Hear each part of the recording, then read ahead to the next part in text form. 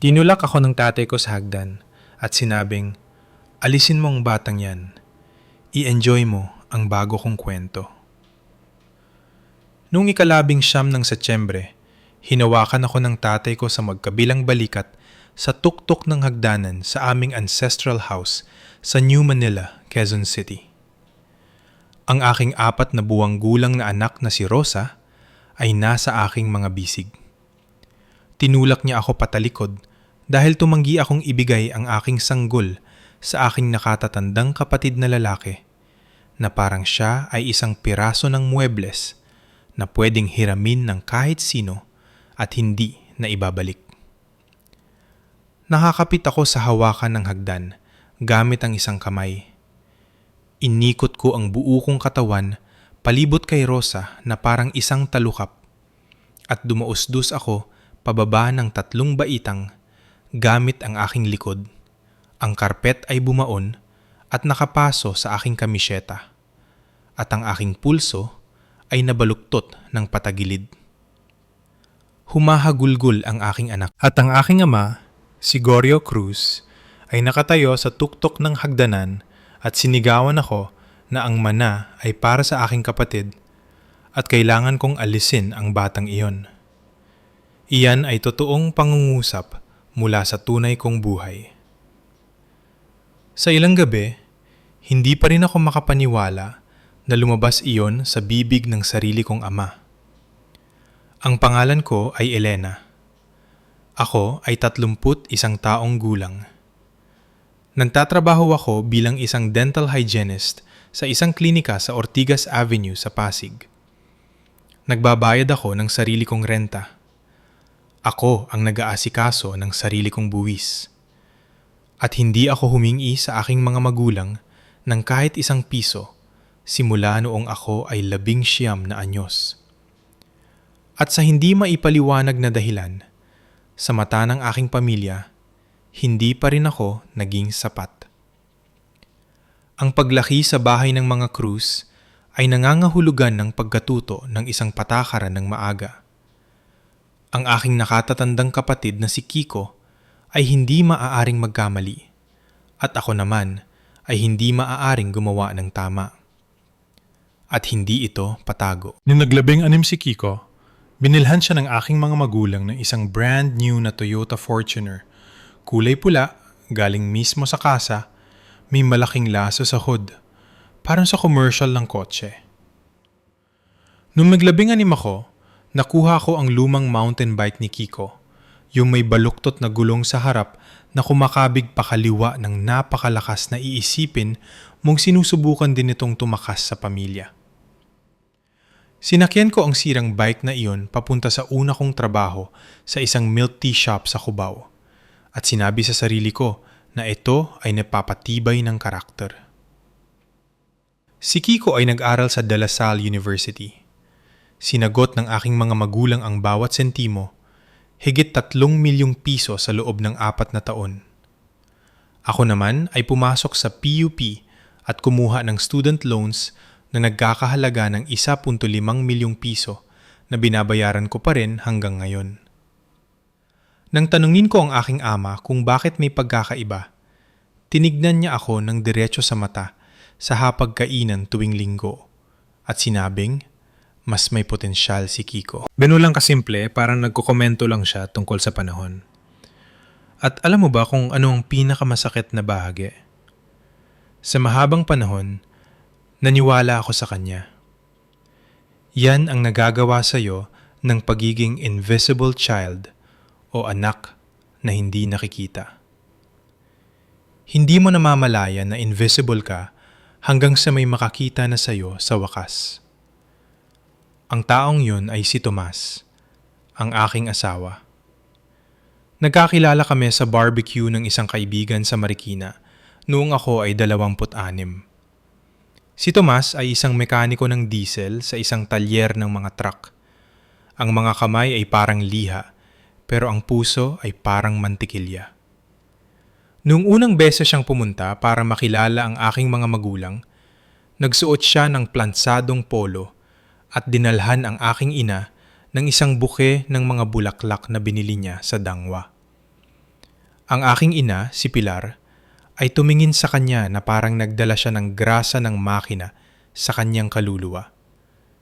Kinamayan siya ng aking ama sa paraang pakikipagkamay sa taong nagbebenta sa iyo ng driveway na meron ka na. Sa aking pamilya, nakagawa si Tomas ng 2 kasalanang hindi mapapatawad. Hindi siya mayaman at tinatrato niya ako na parang mahalaga ako. Parehong nakaka-offend daw yun. Ikinasal kami sa munisipyo sa Marikina. Maliit na seremonya, 12 tao, pinakamasayang araw ng buhay ko. At noong nakaraang Mayo, ipinanganak ang aming anak na si Rosa sa St. Luke's Hospital. 7 libra 4 na onsa, puno ng maitim na buhok, at may set ng baga na kayang yanigin ang mga bintana sa maternity ward. Siya ay perpekto. Siya ay perpekto. Halos hindi kinilala ng aking mga magulang ang kanyang pag-iral. Nagpadala si Pilar ng text na nagsasabing, "Congrats!" na may tuldok sa dulo. Wala man lang exclamation point. Hindi tumawag ang aking ama kahit minsan. Si Kiko, na nakatira sa basement ng aking mga magulang noong panahong yun, dahil iniwan siya ng asawa niyang si Jasmine 5 buwan na ang nakararaan, ay nagpadala ng nag-iisang thumbs up emoji. Isang emoji para sa panganay kong anak. In-screenshot ko ito dahil sa totoo lang nakakatawa na siya. Alam mo na mababa ka sa listahan ng prioridad ng pamilya kapag ang announcement ng panganganak mo ay nakakuha ng mas kaunting reaksyon kaysa sa kupon ng grocery store. Ngunit may isang tao sa pamilyang Cruz na lubos na nagmalasakit sana. Ang aking lola, si Lola Nena Cruz, ang ina ng aking ama. At kung gusto mong maunawaan ang lahat ng nangyari, ang pera, ang mga kasinungalingan, ang hagdanan, ang sandaling bumukas ang pintuan sa harap, kailangan mo munang maunawaan si Lola Nena.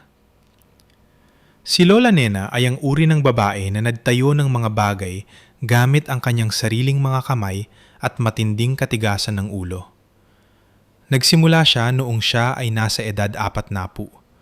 Bumili siya ng mga paupahang bahay sa buong Metro Manila, isa-isa, inayos niya mismo at pinaupahan. Noong siya ay 75 na, nagmamayari siya ng 6 na units, 3 duplex na nakakalat sa Quezon City, Makati at Pasig. Sa kabuuan, nagkakahalaga ang mga ito ng humigit kumulang 100 milyong piso. Hindi siya mayabang tungkol dito. Nagmaneho siya ng parehong lumang Toyota Corolla sa loob ng 11 taon at naggugupit pa rin ng mga discount coupon para sa sabon panghugas. Ngunit ang babae ay nakapagpundar ng tunay na matatag na yaman, bawat ladrilyo, bawat ng ungupahan. 3 taon na ang nakararaan. Inilipat ng aking ama si Lola Nena sa Casa de Oro, isang assisted living facility sa Tagaytay. Sinabi niya sa buong pamilya na may malubhang demensya na si Lola. Sinabing hindi na siya nakakaalala ng mga pangalan, hindi na marunong humawak ng pera, at hindi na mapagkakatiwalaan ng mag-isa. Sinabi niya ito ng may mahinahong awtoridad, kaya walang sinuman sa amin ang nagtanong.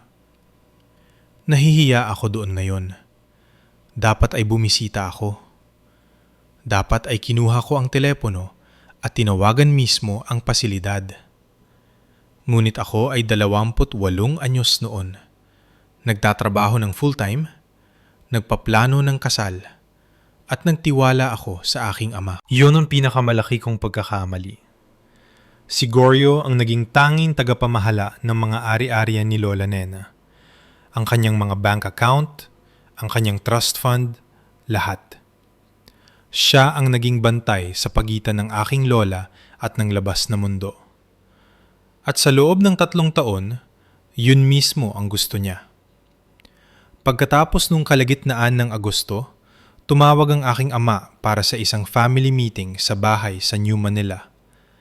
Sinabi niya na tungkol ito sa estate ni Lola Nena. Sinabi niya na mahalaga ito at kailangang nandoon ang lahat. Ang hindi niya sinabi ay sa pagkatapos ng pag-uusap na yun, hihilingin niya sa akin na gawin ang isang bagay na napakalupit na ganap na wala sa katinuan. Na mapagtatanto ko na hindi lang mas gusto ng aking mga magulang ang aking kapatid kaysa sa akin. Handa silang isakripisyo ang aking anak para sa kanya. Bago tayo magpatuloy, pakihit ang subscribe at sabihin sa akin sa mga komento kung saan kayo nanonood at anong oras na ngayon. Binababasa ko ang bawat isa at talagang mahalaga ito sa akin. Ngayon, balik sa nangyari. 14 ng Agosto, isang maalinsangang gabi, yung tipong dumidikit ang hangin sa balat mo bago ka pa man lumabas ng kotse. Nagmaneho kami ni Tomas papunta sa bahay sa New Manila pagkatapos ng shift ko sa dental office. Iniwan namin si Rosa sa ina ni Tomas sa Marikina. May kung ano sa boses ng aking ama sa telepono na nagsasabi sa akin na hindi ito magiging isang simpleng hapunan ng pamilya. Gusto ko na libre ang mga kamay ko at malinaw ang isip ko. Amoy kare-kare at Lysol ang bahay. Ang dalawang signature scent ng aking ina. Palagi mong masasabi ang emosyonal na temperatura ng sambahayan ng mga krus based sa niluluto ni Pilar. Ang kare-kare ay nangangahulugang nagpe-perform siya. Gusto niya na maging normal ang pakiramdam ng gabing ito, tulad ng isang pamilyang nakaupo lang para mag-usap. Hindi ito normal. Nakaupo si Goryo sa kabisera ng hapagkainan na may Manila folder sa harap niya. Nakatayo si Pilar sa tabi ng counter sa kusina na nakahalukip-kip na parang isang gwardya. At si Kiko ay nakaupo sa sulok na upuan na mukhang isang lalaking hindi natulog sa loob ng 6 na buwan na sa totoo lang ay malamang na hindi talaga. Ang kanyang buhok ay mamantika. Ang kanyang kamisyeta ay may mansa sa kwelyo. Ito ay isang 35 taong gulang na lalaki na naging multo ng kanyang sarili dahil sa kanyang sariling mga desisyon at hindi pa rin niya ito makita. Binuksan ng aking ama ang Manila folder at inilatag ang lahat. Sinabi niya, ang trust fund ni Lola Nena ay naglalaman ng isang particular na sugnay. Ang apo, na siyang pangunahing tagapag-alaga ng isang menor de edad na bata, ay tatanggap ng family home sa New Manila na nagkakahalaga ng 20 milyong piso kasama ang 70% ng buong portfolio ng ari-arian. Ang apo na walang anak ay makakakuha ng natitirang 30%. Dahil may anak ako na si Rosa, kwalipikado ako para sa bahay at sa mas malaking bahagi. Si Kiko ay hindi. At pagkatapos ay sinabi ni Goryo ang mga salitang nanpabago sa lahat. Sinabi niya sa akin na may 2 akong pagpipilian. Maaari kong pirmahan ang temporary custody ni Rosa kay Kiko na gagawing kwalipikadong apo si Kiko sa ilalim ng trust, o maaari akong pumirma ng hiwalay na dokumento na isinusuko ang aking buong claim sa mana. Sa alinmang paraan, makukuha ni Kiko ang nararapat sa kanya. Ang salita niya, nararapat. Tumawa talaga ako, hindi dahil nakakatawa ito, kundi dahil literal na hindi maproseso ng utak ko ang kakatapos ko lang marinig. Ang aking ama, ang sarili kong ama, ay hinihiling sa akin na ibigay ang aking 4 na buwang gulang na sanggol sa aking kapatid. Isang 35 taong gulang na lalaki na nakatira sa basement. Isang lalaki na iniwan ng asawang si Jasmine 7 buwan na ang nakakaraan dahil winaldas niya ang 3.5 milyong piso sa online sabong at mga weekend trip sa casino sa Pasay. Isang lalaki na ang credit standing ay napakasama. At nalaman ko lang iyon dahil nabanggit ito ni Jasmine sa akin nung minsang nag-usap kami pagkatapos niyang umalis. Ang ideya ni Kiko ng financial planning ay umaasa na ang susunod na taya ay magbabayad ng kanyang bill sa kuryente. At na yan siya ay dapat na maging pangunahing tagapag-alaga ng isang sanggol. Agad na sumabat si Pilar. Ipinatong niya ang kanyang kamay sa aking braso. Yung galaw na ginagawa niya kapag gusto niyang isipin mo na nagiging banayad siya. Pero sa totoo lang, ay pinipigilan ka lang niya. At sinabi niya sa akin na hindi ito tungkol sa akin. Sinabi niya na mas kailangan ito ni Kiko. Sinabi niya na nandyan naman si Tomas para sa akin. May trabaho ako. May katatagan ako. Si Kiko ay walang-wala. At ang pamilya daw ay nag-aalaga sa pamilya. Tumingin ako sa aking ina at naisip ko na kahit minsan ay hindi mo ako inalagaan. Hindi nung kailangan ko ng braces, nung 14 ako, at sinabi mong hindi natin kaya. 2 buwan bago mo binilhan si Kiko ng PlayStation. Hindi nung nagtapos ako sa eskwela at nakalimutan mong pumunta dahil na flat ang gulong ni Kiko. At sa hindi malamang dahilan ay naging emergency iyon ng 2 tao. Kahit minsan ay hindi mo ako inuna. Pero ngayon ay dapat kong ibigay ang aking anak dahil ang pamilya ay nag-aalaga sa pamilya. Si Tomas na nakatayo sa pintuan na nakahalukip-kip ang mga braso at ang panga ay lalong humihigpit bawat minuto, ay nagsabi ng eksaktong 4 na salita. Sinabi niya sa kanila na aalis na kami at umalis kami. Hindi niya itinaas ang boses niya. Hindi siya nagbalibag ng kahit ano. Ipinatong lang niya ang kanyang kamay sa aking likod at inilabas ako sa pinto. Ganyan si Tomas. Matatag kapag hindi ko kaya. Dapat ay doon na nagtapos yun. Ngunit, ang pamilyang Cruz ay hindi naniniwala sa mga katapusan. Simula kinabukasan ng umaga, naging sandata ang aking telepono. Nag-text si Pilar araw-araw. Mahahaba, punong-puno ng panunumbat na mga mensahe tungkol sa sakripisyo at katapatan at kung paano ko sinisira ang pamilya. Nag-iwan ng mga voicemail si Goryo, maikli, malamig, kontrolado.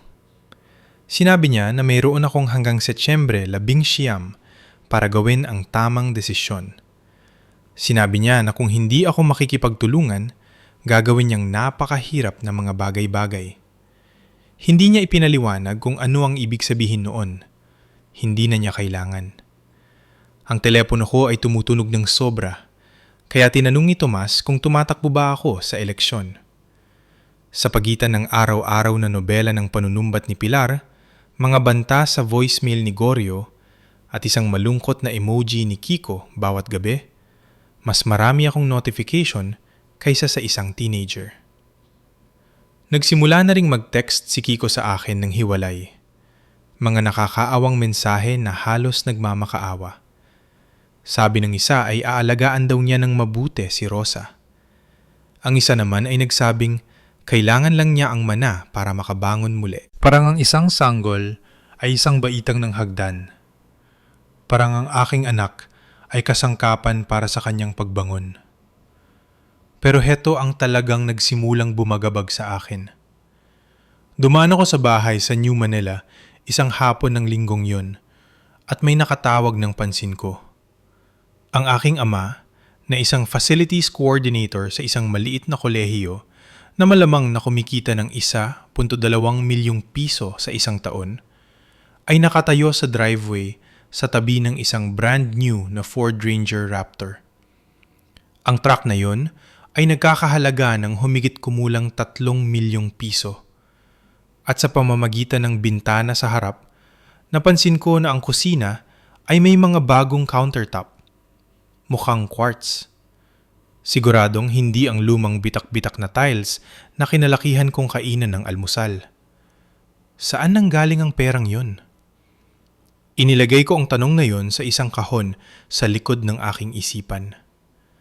Magiging mahalaga ito sa huli ng higit pa sa alam ko.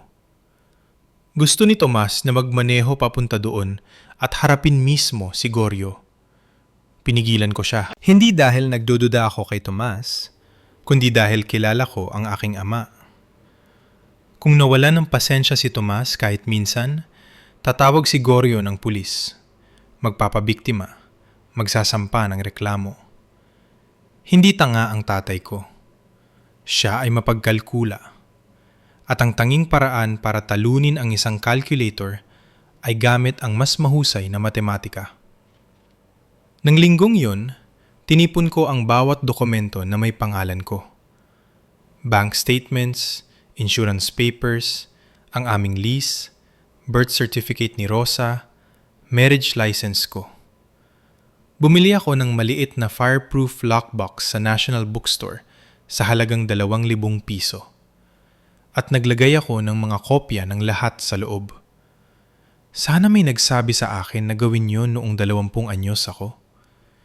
Hindi mo iisipin na kailangan mo ng paper trail hanggang sa araw na kailangan mo na ito. Handa na akong putulin ng ugnayan sa kanilang lahat. Palitan ang number ko, i-block ang bawat cruise sa phone ko, at palakihin ang anak ko ng payap. Pero noong ika-26 ng Agosto, nakatanggap ako ng tawag mula sa isang babaeng nagngangalang Nurse Patricia. Siya ay isang nurse sa Casa de Oro, ang lugar kung saan nakakulong ang lola kong si Lola Nena sa loob ng 3 taon. Ang sinabi sa akin ni Nurse Patricia ay nagpe-realize sa akin na ang laban sa mana ay nasa ibabaw lang. Sa ilalim nito ay mayroong mas madilim pa. Si Nurse Patricia ay nasa Casa de Oro nang humigit kumulang 6 na buwan. Siya ay isang rehistradong nurse, nagsasalita sa isang mahinahon at maingat na boses, ang uri ng tao na pinipili ang bawat salita bago niya sabihin ito.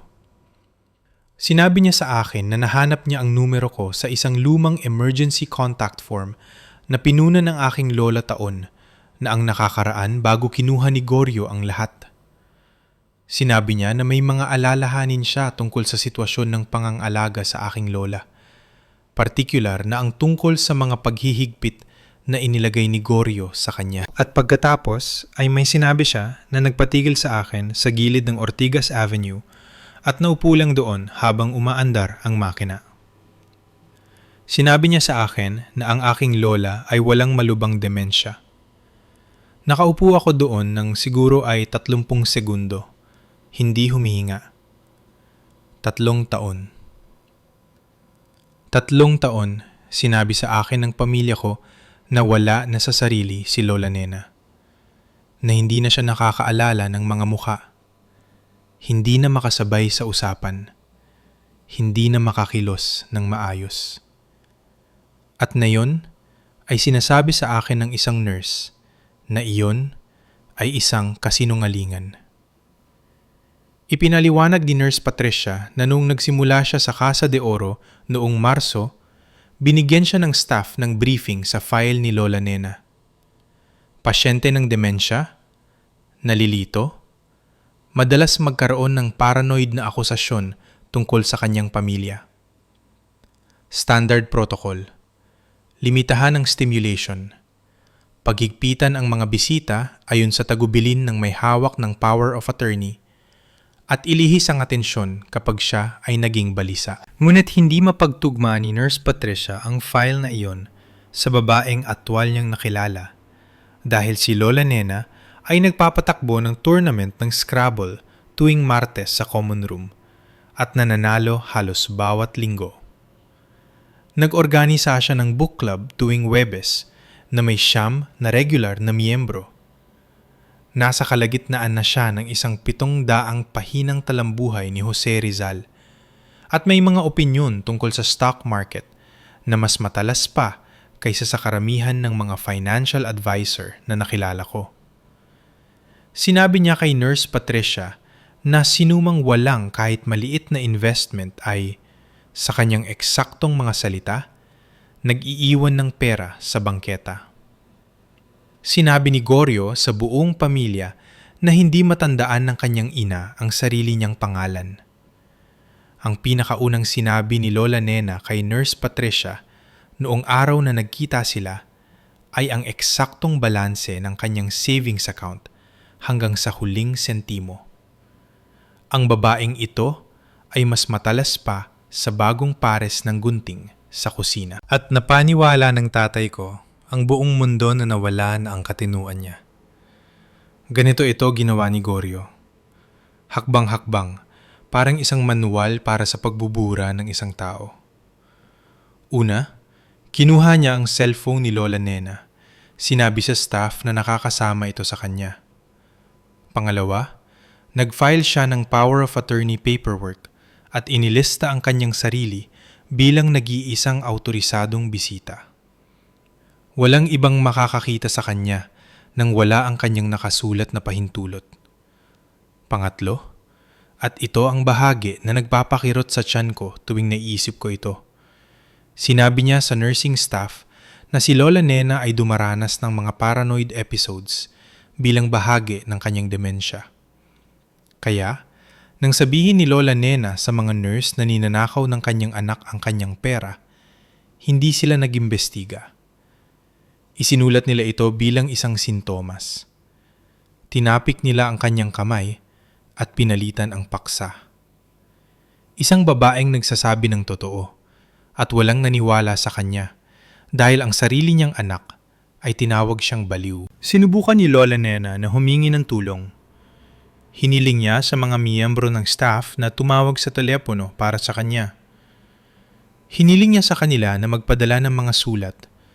Ngunit hindi niya kabisado ang numero ng sinuman dahil sa totoo lang, sino pa ba ang nagkakabisado ngayon?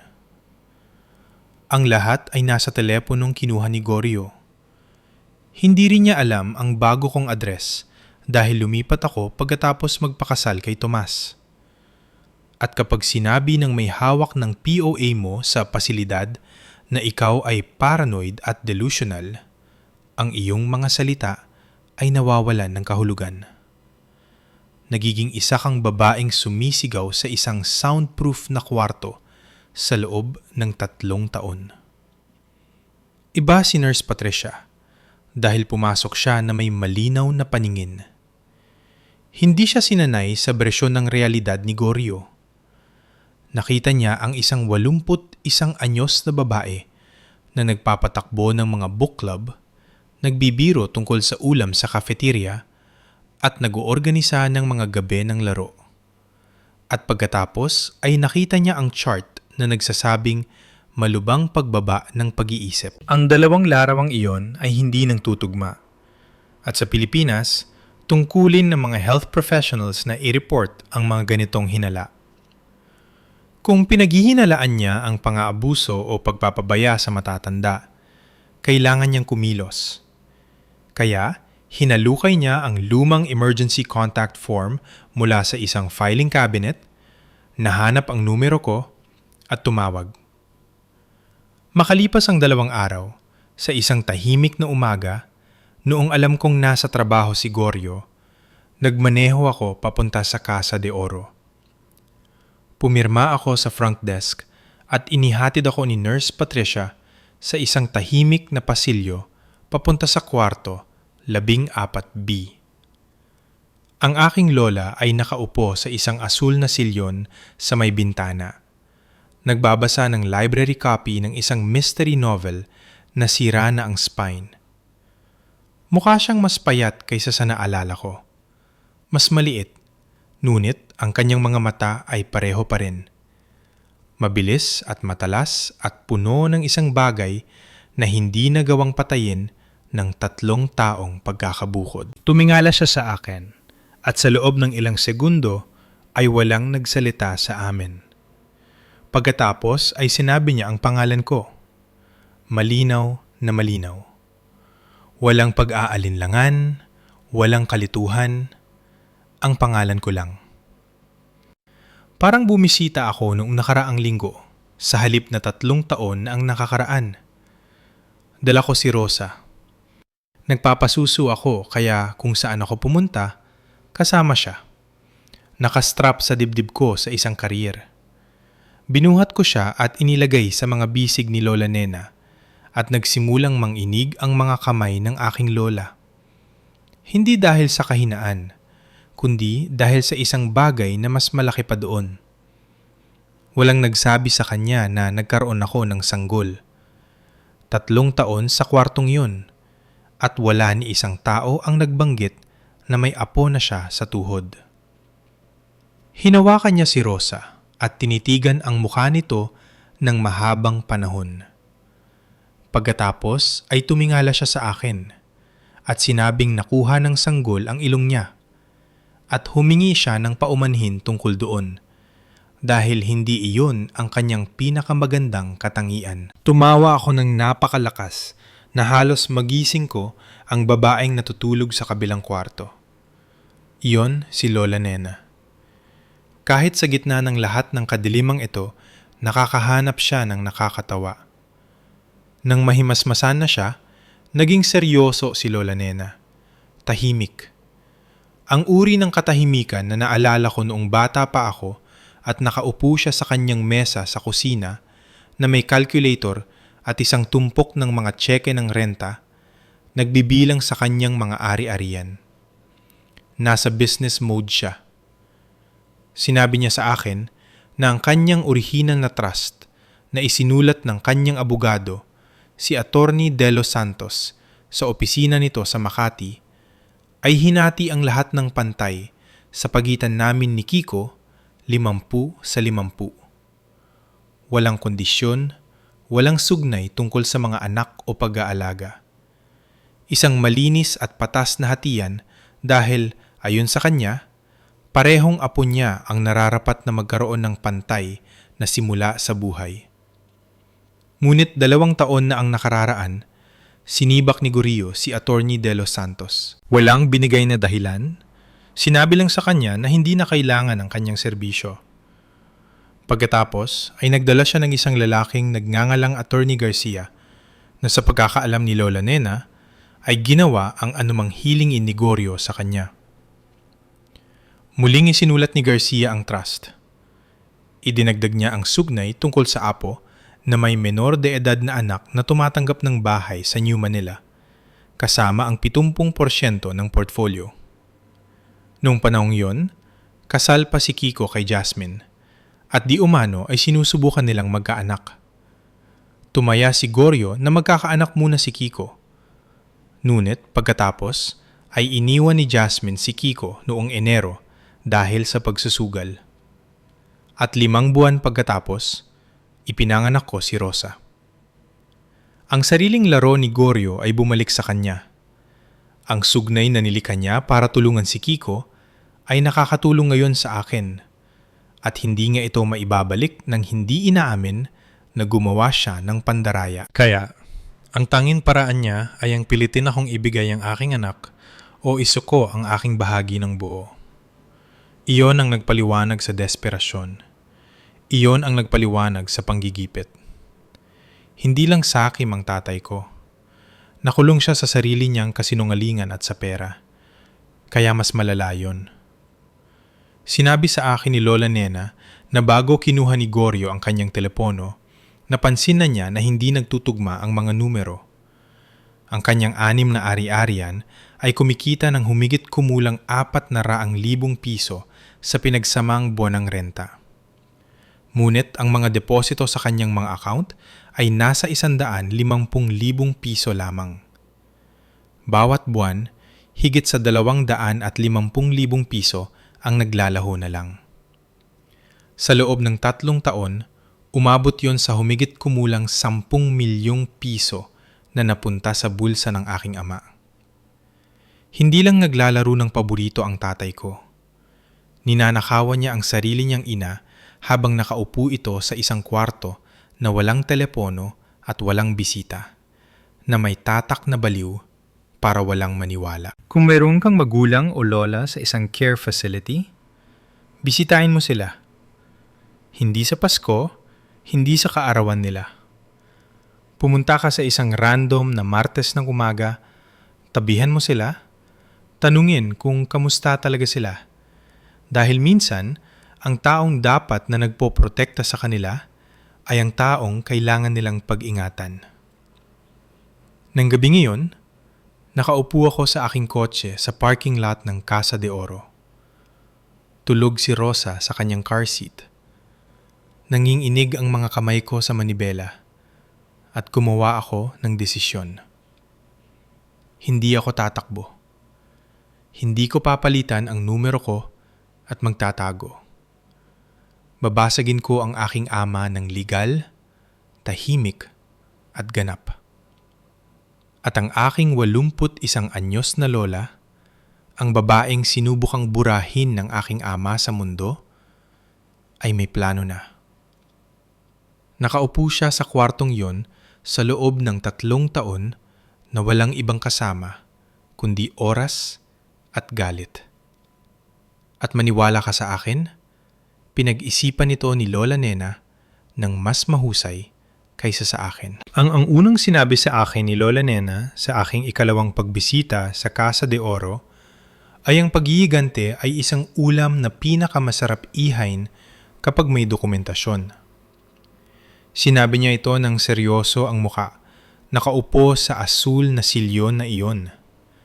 At napagtanto ko noon na ang aking lola ay hindi lang nakaupo sa kwartong iyon sa loob ng 3 taon at naaawa sa sarili. Nag-iisip siya, naglilista, naghihintay ng sinuman kahit sino na pumasok sa pinto at ibigay sa kanya ang tanging bagay na wala siya. Koneksyon sa labas na mundo. Ngayon ay kasama na niya ako at yun lang ang kailangan niya. Mayroon kaming 3 linggo. Binigyan ako ni Goryo ng deadline na Setyembre 19 ang petsa ng susunod na family meeting kung saan dapat akong pumirma ng kustodiya ni Rosa kay Kiko o isuko ang aking mana. Sige, gagamitin namin ang bawat araw. Ang unang tawag na ginawa ko ay kay Attorney De Los Santos, ang orihinal na abogado ng estate ni Lola Nena. Ang kanyang opisina ay nasa Makati, sa itaas ng isang convenience store. Ang uri ng gusali kung saan ang totoong trabaho ay ginagawa ng mga taong hindi kailangan ng marmol na sahig para patunayan na seryoso sila. Si Attorney ay nasa huling bahagi ng edad 60. Pilak ang buhok, may salamin sa pagbasa na nakasabit sa kadena. At nang maupo ako sa tapat ng kanyang mesa at ipinaliwanag ang ginawa ni Goryo, ang mukha ng lalaki ay dumaan sa humigit kumulang 6 na emosyon sa loob ng 10 segundo. Ang huli ay malamig at nakatutok na galit. Sinabi sa akin ni Attorney Delio Santos na naghinala siya nang shibakin siya ni Goryo 2 taon na ang nakararaan. Walang paliwanag, walang abiso. Isang sulat lang na nagsasabing hindi na kailangan ang kanyang serbisyo. Naisip niyang makipag-ugnayan kay Lola Nena ng direkta. Ngunit sinabihan siya ni Goryo na may demensya siya at hindi makapag-usap. Kaya pinalampas niya ito. Sinabi niya na pinagsisihan niya ang desisyong yon araw-araw simula noon. At ngayon ay balak niyang itama ito. Kinuha niya ang orihinal na trust ni Lola Nena mula sa kanyang mga file. Nandoon ang lahat ng malinaw. 50 sa 50. Hati sa pagitan namin ni Kiko. Walang kondisyon, walang sugnay tungkol sa mga bata o pag-aalaga. Malinis at patas. Eksakto kung paano ito inilarawan ni Lola Nena. Pagkatapos ay ipinakita ko sa kanya ang mga dokumentong ibinigay sa akin ni Goryo sa pulong noong Agosto 14, ang binagong trust na inihanda ni Attorney Garcia. Pinagtabi ang mga ito ni Attorney De Los Santos at umiling na parang mekaniko na tumitingin sa masamang wiring job ng iba. Malaki ang mga pagbabago. Ang bahagi ni Kiko ay pinalaki sa 70% kasama ang bahay sa New Manila. Lahat ay nakadepende sa sugnay ng primary caregiver of a minor child na hindi kailanman inaprubahan ni Lola Nena at hindi kailanman pinirmahan. Ginamit ni Attorney Garcia ang power of attorney ni Gorio para pahintulutan ang mga pagbabago na legal lamang kung si Lola Nena ay talagang walang kakayahan at ang mga pagbabago ay nagsisilbi sa kanyang interes. Wala sa dalawa ang totoo. Isang salita ang sinabi ni Attorney De Los Santos. Maaring hamunin. Tapos sinabi niya ang isa pang salita. Kriminal. Ang ikalawang hakbang ay ang pera. Ang bahaging ito ay inabot ako ng 2 katapusan ng linggo, isang laptop, at humigit kumulang 4 na pitsel ng kape. Naalala ni Lola Nena ang kanyang online banking login dahil syempre naalala niya. At sa tulong ni Nurse Patricia na nag-access ng computer sa pasilidad, nakuha namin ang 3 taon ng mga talaan ng deposito. Pumunta rin ako sa City Hall at kumuha ng mga talaan ng buwis sa ari-arian para sa lahat ng 6 na rental units na pampublikong impormasyon.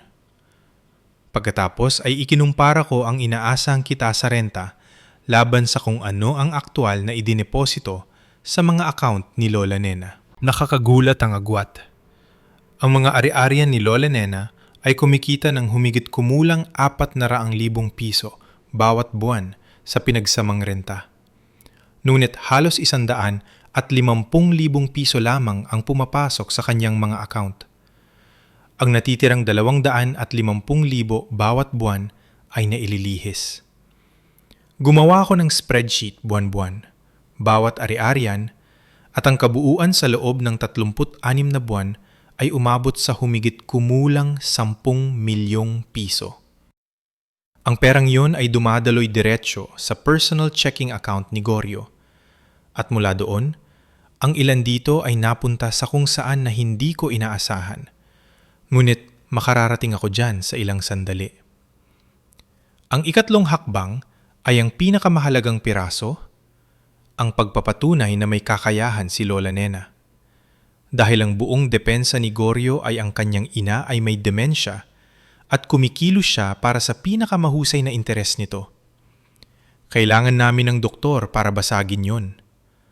Inayos ni Attorney De Los Santos na bisitahin ni Dr. Salazar, isang independent geriatrician mula sa Medical City, si Lola Nena sa Casa de Oro. Nagsagawa siya ng buong cognitive assessment, memory recall exercises, lahat na. Ang score ni Lola Nena ay nasa normal na hanay para sa kanyang edad. Mild, age-appropriate memory lapses, yung tipong papasok ka sa kwarto at makakalimutan mo kung bakit, na sa totoo lang ay ginagawa ko rin sa edad na 31. Kaya yon ay pagiging tao lang.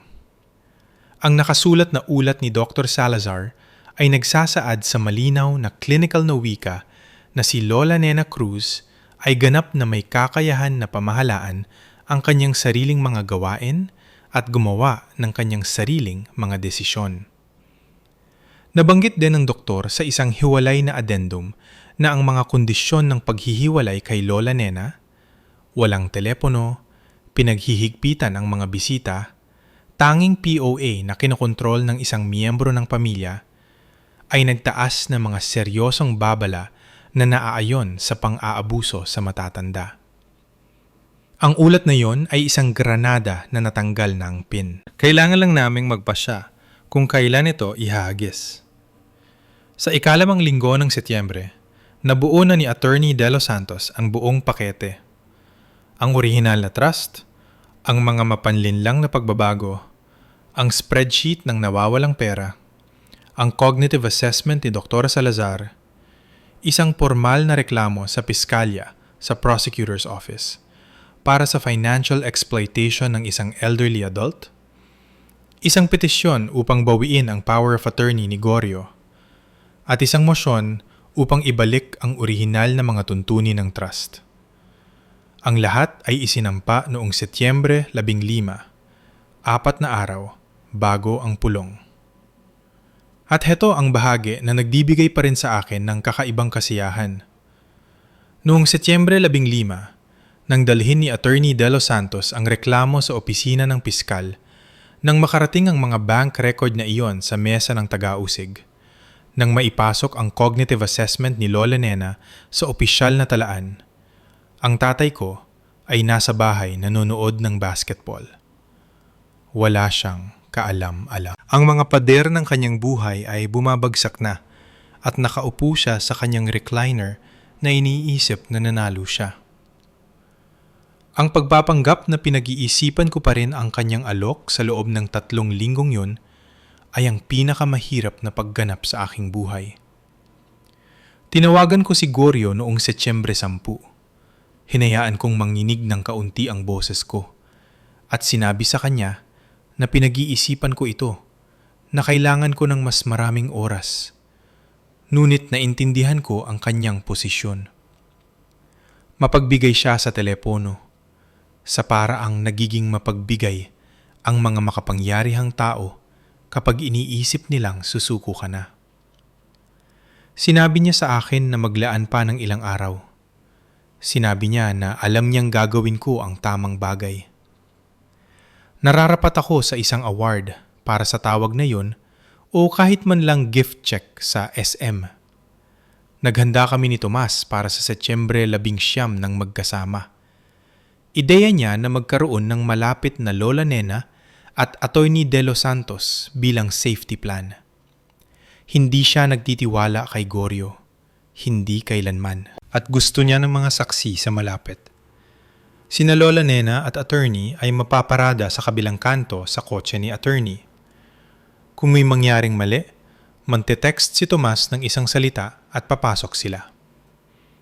Sumang-ayon si Nurse Patricia na samahan si Lola Nena bilang kanyang medical attendant.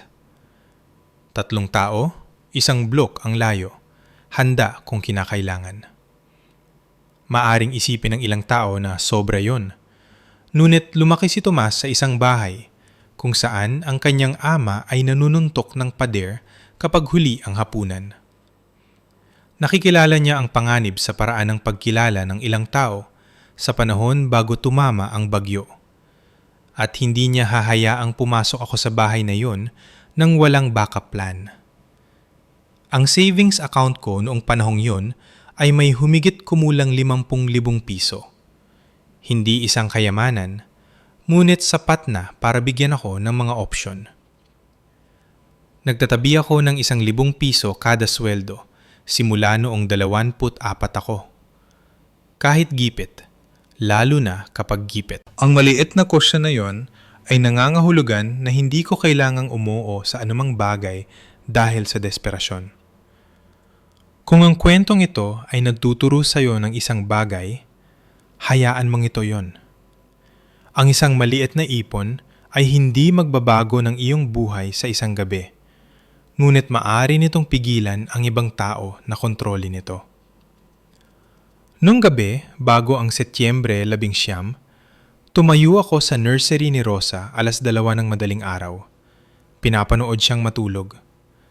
Nakasuot siya ng damit na may maliliit na strawberry.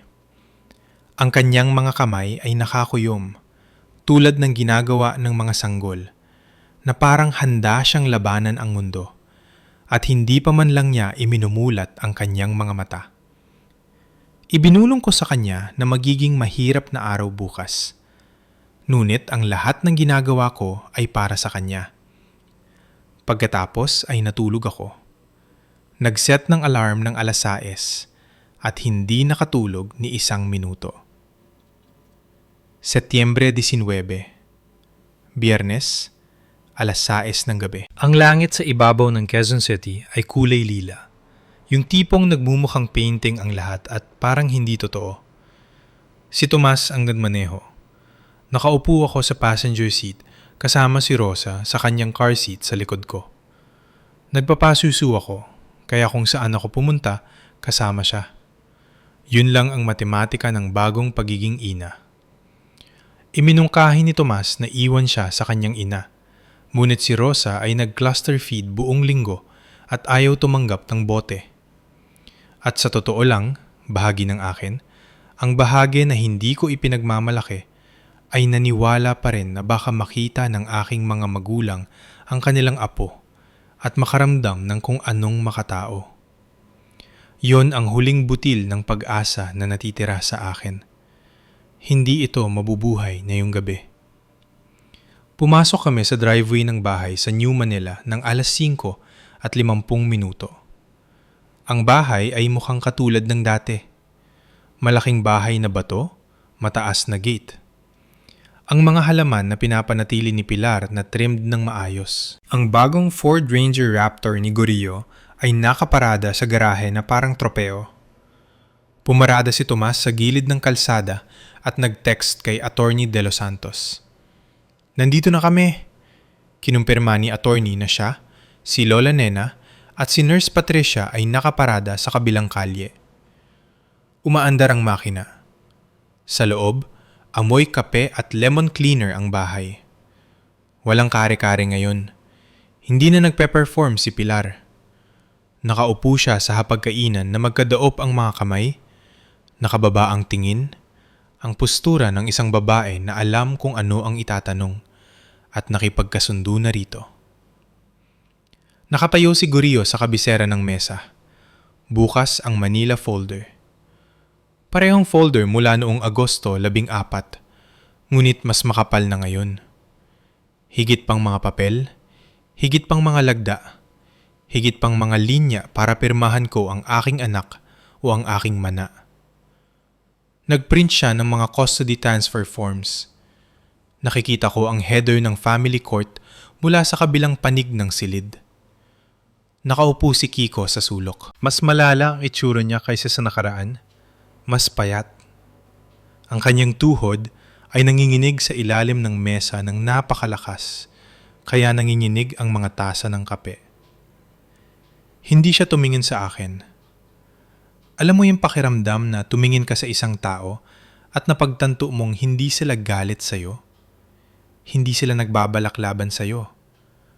Nalulunod lang sila at kakapit sila sa anumang lumulutang. Kahit na nangangahulugan yon na hiilahin ka nila pailalim. Ganyan ang itsura ni Kiko. At naawa ako sa kanya sa eksaktong 3 segundo hanggang sa naalala ko kung ano ang handa niyang hayaang mangyari sa aking anak para sa isang tseke. Hindi nag-aksaya ng oras si Gorillo. Tinapik niya ang folder at sinabi sa akin na ito na ang huling pagkakataon ko. Sinabi niya na naging mapagpasensya siya. Sinabi niya na naging higit pa sa patas siya. Sinabi niya na ang kailangan ko lang gawin ay pirmahan ang mga papel sa kustodiya o ang form ng pagsuko at lahat tayo ay maaaring sumulong bilang isang pamilya. Tumingin ako sa aking ama sa kabila ng mesang iyon at nakaramdam ako ng isang bagay na hindi ko pa naramdaman noon. Hindi galit, hindi takot, kundi isang malalim, mabigat na kalinawan, tulad ng isang taong nagpunas ng hamog sa bintana na tinititigan ko sa loob ng 31 taon. Sinabi ko sa kanya na hindi madamdamin, hindi may talumpati, hindi lang. At pagkatapos ay kinuha ko ang car seat ni Rosa mula sa sahig at nagsimulang maglakad patungo sa pasilyo. Ang sumunod na nangyari ay tumagal ng siguro 7 segundo. Pakiramdam ko ay 40 minuto. Mabilis kumilos si Gorillo para sa isang 59 na anyos na lalaki. Humakbang siya sa pasilyo at hinarangan ang aking daan malapit sa tuktok ng hagdanan. Hindi pa siya sumisigaw. Dumating iyon pagkatapos. Una niyang sinubukan ng boses. Ang mababa, kontroladong boses na Gorillo knows best, na nagpatakbo sa pamilyang ito sa loob ng mga dekada. Sinabi niya sa akin na nagkakamali ako. Sinabi niya sa akin na hindi ko naiintindihan kung ano ang nakataya. Sinubukan kong lampasan siya. Hinawakan niya ang mga balikat ko. Parehong kamay, mariin. Hawak ko ang car seat ni Rosa sa kaliwang kamay ko. Sinubukan kong kumawala gamit ang kanan ko. Ngunit hindi bumibitaw si Gorillo. Mahigpit ang hawak niya sa akin na parang ako ay isang bagay na pag-aari niya, tulad ng paghawak niya sa buong pamilyang ito, sa buong buhay niya. At hindi niya maproseso na may isang taong humihiwalay. Tapos tumulak siya. Napaupo ako patalikod. Sumabit ang takong ko sa tuktok na baitang. Ang kanang kamay ko ay lumabas at humawak sa railings. At inikot ko ang katawan ko. Purong instinct, purong pagiging ina, upang ang likod ko ang tumama sa hagdan. At ang car seat ni Rosa ay nanatiling pantay sa aking dibdib. Dumaustos ako pababa ng 3 baitang. Ang karpet ay bumaon sa aking kamiseta at napaso ang balat ng aking ibabang likod. Ang aking pulso ay nabaluktot ng patagilid sa railings na may mainit na kirot na nagsabi sa akin na mayroong napakamaling nangyari doon. Sumisigaw si Rosa. Iyong iyak ng bagong panganak na parang nagugunaw ang buong mundo. Dahil para sa kanya, sa sandaling iyon, nagugunaw nga. At mula sa tuktok ng hagdan, tumingin sa akin ang aking ama at sumigaw na kay Kiko ang mana at kailangan kong alisin ang batang iyon. Si Pilar ay nakatayo sa pintuang dining room. Hindi siya gumalaw. Hindi siya nagsalita. Nakatayo lang siya doon habang nakatakip ang kamay sa kanyang bibig, pinapanood ang kanyang asawa na itulak ang kanyang anak sa hagdanan. At wala siyang ginawa. 31 taon nang walang ginagawa. Perpektong pare-pareho hanggang sa huli. Dumating si Tomas mula sa sala na parang isang tren. Iniharang niya ang sarili sa pagitan ko at ng hagdanan. Tinulungan akong tumayo gamit ang isang braso at tiningnan si Rosa gamit ang isa pa. Umiiyak siya pero walang galos. Ginawa ng car seat ang trabaho nito at sinalo ng katawan ko ang lahat. Ang likod ko ay parang nasusunog. Ang kanang pulso ko ay mabilis na namamaga pero ligtas ang anak ko. Yun lang ang tanging bagay na mahalaga. Nilabas ni Tomas ang kanyang telepono. Nag-type siya ng isang salita at ipinadala ito sa numero ni Attorney De Los Santos. Pagkatapos ay tumingin siya kay Goryo na nakatayo pa rin sa tuktok ng hagdan, humihinga ng malalim, namumula ang muka at sinabi sa kanya na tumatawag siya ng pulis. Ang ekspresyon ni Goryo ay kumurap. Saglit lang, ang unang laman. Bumukas ang pintuan sa harap makalipas ang 90 segundo. Unang pumasok si Attorney De Los Santos, naka-green na suit, briefcase, at suot pa rin ang salamin sa pagbasa. Sa likod niya, si Nurse Patricia na naka-scrubs, at sa likod ni Nurse Patricia, mabagal na naglalakad gamit ang isang tungkod na kahoy at may ekspresyong maaalala ko hanggang sa araw na ako'y mamatay.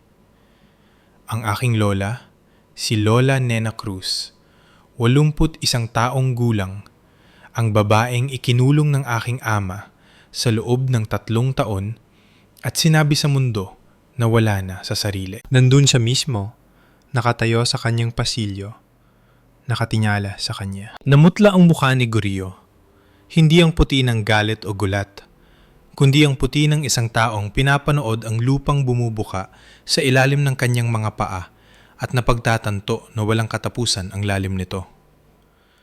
Nagsimulang manginig ang kanyang mga kamay, bumuka ang kanyang bibig at walang lumabas. Sa unang pagkakataon sa buong buhay ko, walang masabi ang aking ama, walang kontrol, walang script. Nabitiwan ni Kiko ang tasa ng kape na hawak niya. Nabasag ito sa sahig ng dining room at walang pumulot dito. Naupo si Pilar sa pinakamalapit na upuan na parang biglang huminto sa paggana ang kanyang mga binti. Hindi sumigaw si Lola Nena. Hindi siya nagtalumpati.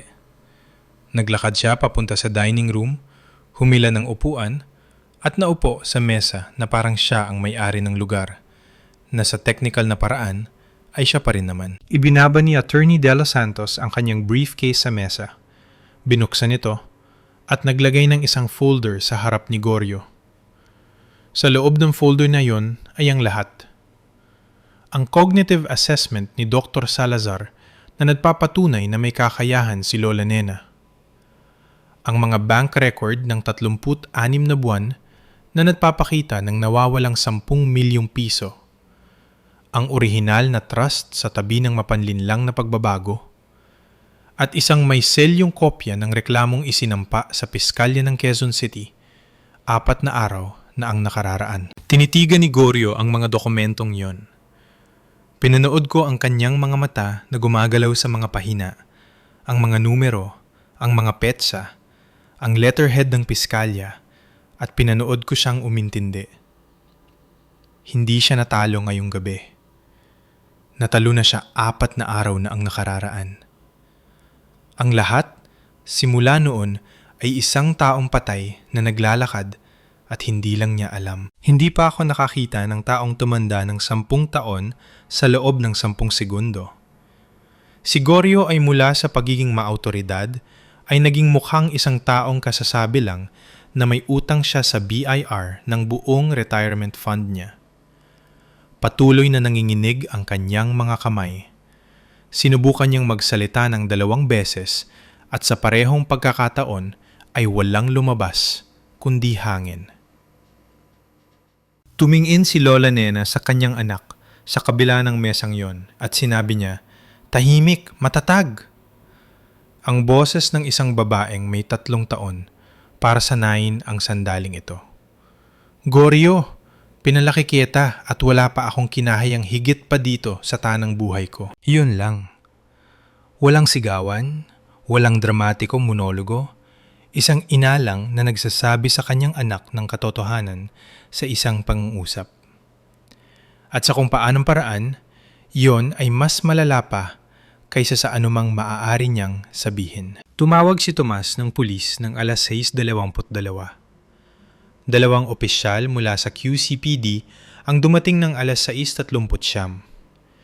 Idinokumento nila ang aking mga pinsala, ang mga paso ng karpet sa aking likod, ang pamamaga sa aking kanang pulso. Ibinigay ni Tomas ang kanyang salaysay. Sinabi ni Goryo sa kanila na nadulas ako sa hagdan.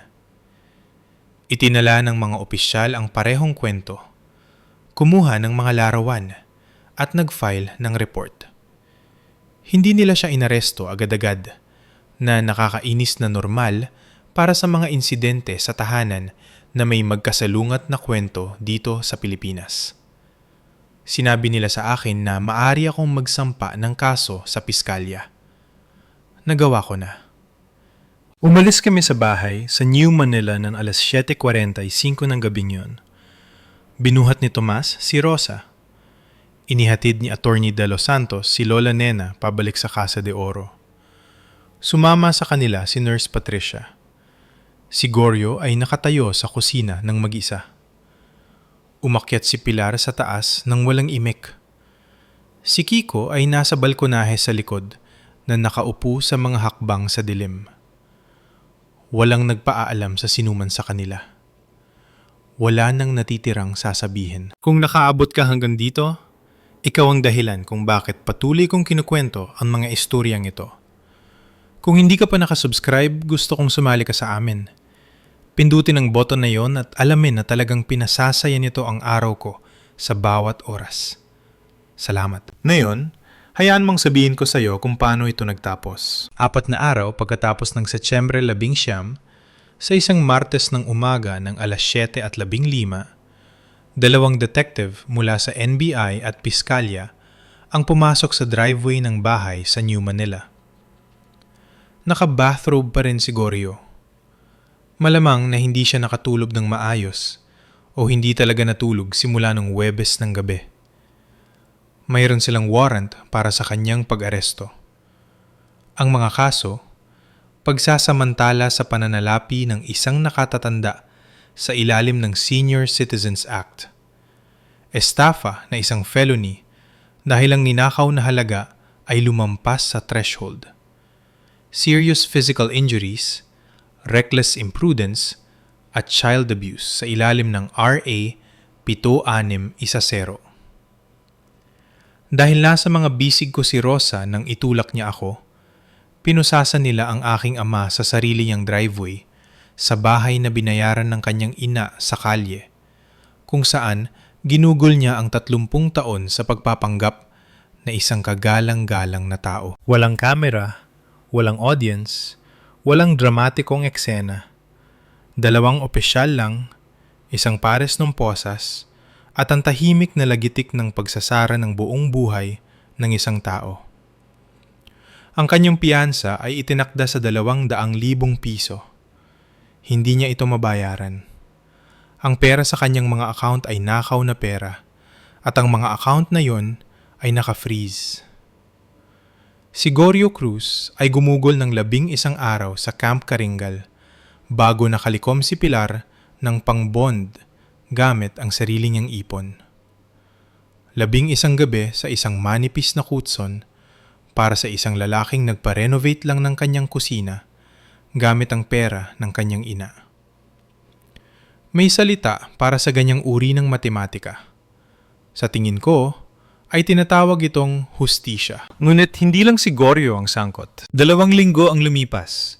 Nang matapos ang mga forensic accountants sa pagsubaybay sa pera, may natagpuan silang tumama sa akin ng mas masakit kaysa sa hagdanan. Si Pilar ay may hiwalay na savings account sa isang maliit na bangko sa Marikina. Hindi ang pangunahing bangko ng pamilya. Isang iba sa ilalim ng kanyang pangalan sa pagkadalaga. Sa loob ng 3 taon, naglipat si Gorio ng humigit kumulang 2 milyong piso sa account na yon. Regular na deposito 3 o 4 na beses sa isang buwan, maliit na sapat para maiwasan ang mga automatic flag ng bangko. Alam ng aking ina, hindi lang siya nagbula-bulagan. Nakikinabang siya. Bawat panunumbat na ipinatong niya sa akin, bawat talumpate tungkol sa sakripisyo ng pamilya, bawat oras na tumayo siya sa kusinang iyon na nakahalukip-kip at sinabing ako ay makasarili. May nakaw na pera siya sa kanyang bulsa. Inaresto si Pilar noong Miyerkules ng hapon sa unang bahagi ng Oktubre. Kasabwat sa estafa, pagtanggap ng nakaw na ari-arian. Hindi ko alam kung anong sinabi niya sa mga opisyal nang dumating sila. Na-imagine ko na naging magalang siya. Palaging magalang si Pilar. Hanggang sa sandaling pinanood niya ang kanyang asawa na itulak ako sa hagdan at wala siyang ginawa. Kumuha siya ng plea deal, probation, community service at buong pagsasauli ng 2 milyong piso. Nakaiwas siya sa kulungan dahil nakipagtulungan siya sa piskal at nagbigay ng testimonya laban kay Gorio. Ngunit para sa isang babaeng ginugol ang kanyang buong buhay sa pagbuo ng perpektong larawan ng pamilya para sa mga kapitbahay at sa simbahan at sa mga kumare, ang isang criminal record ay sarili nitong uri ng selda na dadalhin niya kahit saan. Sinububukan ng abogado ni Gorio na makipag-ayos. Hindi nagbigay ng puwang ang ebidensya. Hindi nagsisinungaling ang mga bank record at ang dokumentasyon ni Attorney De Los Santos ay metikulo.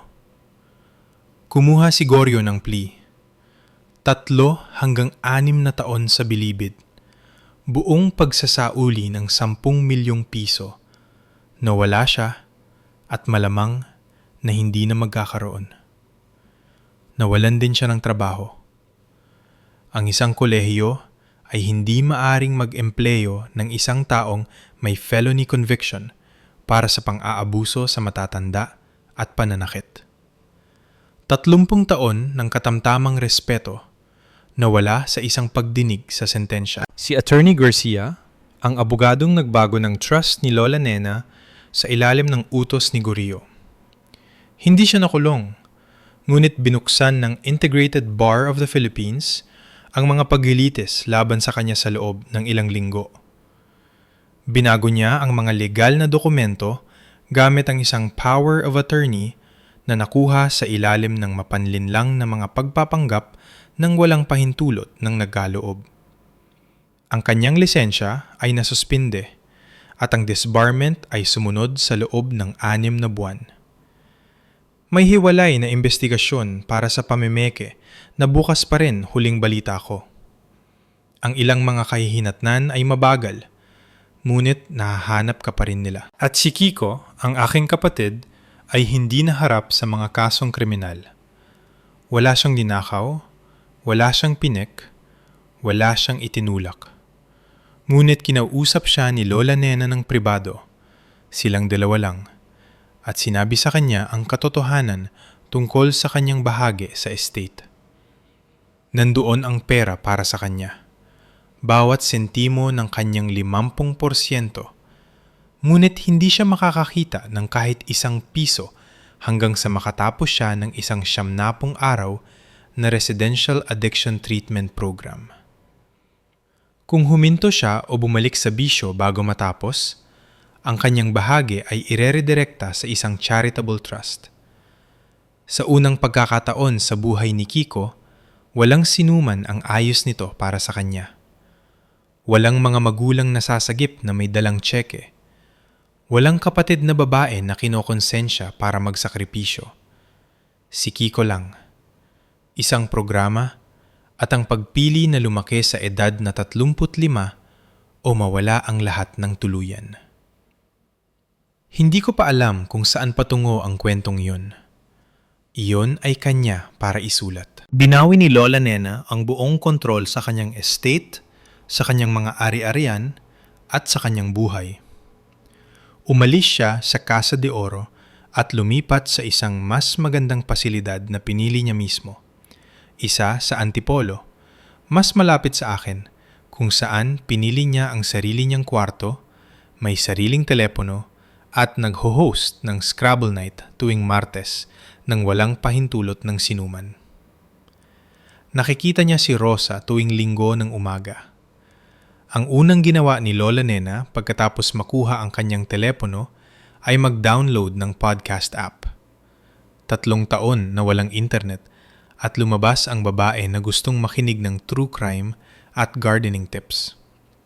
Siya ay 81 at may mas mahusay na media diet kaysa sa akin. Ibinalik ni Attorney De Los Santos ang original na trust na 50 sa 50. Walang gimmick, walang sugnay, walang kondisyon maliban sa kinakailangan sa paggamot ni Kiko, na idinagdag mismo ni Lola Nena at mayroong bawat legal na karapatang isama. Ang bahay sa New Manila ay ibinenta. Wala sa amin ang gustong tumira doon. Ang ilang mga bahay ay nagtataglay ng masyadong maraming multo at hindi ako nagsasalita tungkol sa nakakatakot na uri. Ginamit namin ni Tomas ang aking bahagi ng napagbentahan bilang down payment sa isang bahay sa isang subdivision sa Rizal. May 3 kwarto na may bakuran at garahe kung saan agad na nag-set up si Tomas ng workbench.